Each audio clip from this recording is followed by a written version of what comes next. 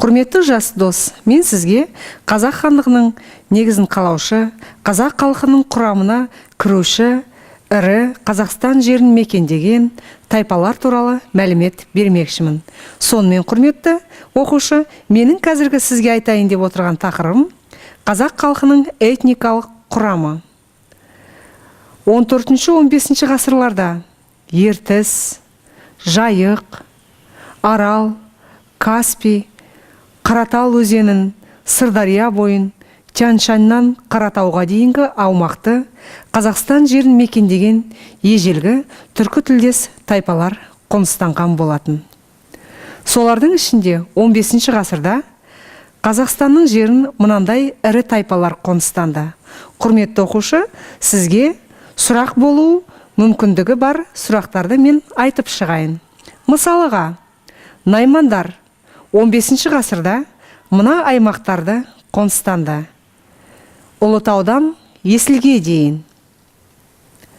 Ал енді қоңыраттар болатын болса, Түркістан мен Қаратаудың аралығын мекендеген тайпа болды.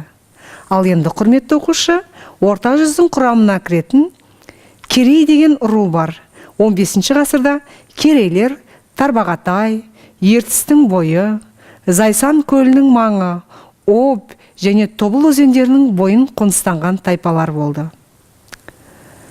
Дулаттар болса 15 ғасырда, құрметті оқушы, тыңдап отырыңыз, Іле, Шу, Талас өзендерінің бойын, Ыстықкөл мен оңтүстік Қазақстанның біраз бөлігін мекендеген тайпа болды.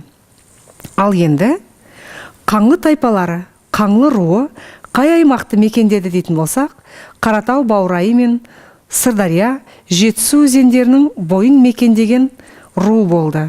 Ал енді үйсіндердің қоныстанған аймағы ежелден белгілі Жетісу жері болды. Ал жалайырлар болатын болса, жалайырлар Қаратауда, Сырдария бойын, Жетісуда қоныс тепті. Құрметті оқушы, мен атаған рулардың қай жерлердің мекендегеніне көңіл бөліңіз. Әрқайсысы жеке сұрақ болып келеді.